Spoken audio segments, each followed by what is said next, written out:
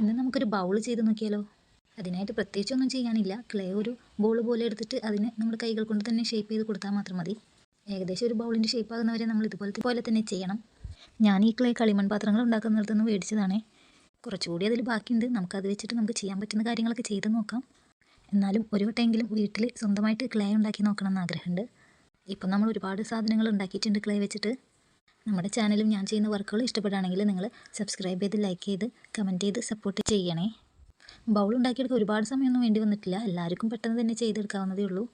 നമുക്കൊരു ഇൻട്രസ്റ്റും പിന്നെ ചെയ്തെടുക്കാനായിട്ട് ഒരിത്തിരി ക്ഷമയുണ്ടെങ്കിൽ ആർക്കും ചെയ്യാവുന്നതേ ഉള്ളൂ. പിന്നെ അതാ നമ്മുടെ ബൗൾ ഇപ്പോൾ ഏകദേശം ഒരു ഷേപ്പിലൊക്കെ വന്നിട്ടുണ്ട്. ബൗളിൻ്റെ എല്ലാ വശത്തും വെള്ളം കൊണ്ടൊന്ന് സ്മൂത്ത് ചെയ്ത് കൊടുക്കുകയാണ്. ഇതുവരെ നമ്മൾ കളിമണ്ണിൽ ഉണ്ടാക്കിയ സംഭവങ്ങളാണ് കേട്ടോ പുറകിലിരിക്കുന്നത്. ആനക്കുട്ടിയും മഷ്റൂമും ആമയും മയിലും എല്ലാം അവിടെ തന്നെ ഇരിക്കുന്നുണ്ട്. അപ്പോൾ അതാ നമ്മുടെ ബൗൾ ഇപ്പോൾ ശരിയായിട്ടുണ്ട്. ഇനിയിപ്പോൾ ഇതിന് ഏത് കളർ കൊടുക്കണം, എങ്ങനെ ഡിസൈൻ ചെയ്യണം എന്നുള്ളതാണ് അടുത്ത കൺഫ്യൂഷൻ. എന്തായാലും നോക്കാം. ഇത് ഉണങ്ങിയിട്ട് നമ്മൾ പെയിൻറ്റ് ചെയ്യുന്ന വീഡിയോ അടുത്തായിട്ട് പോസ്റ്റ് ചെയ്യുന്നതായിരിക്കും. ഇഷ്ടപ്പെട്ട ലൈക്ക് ചെയ്യണേ.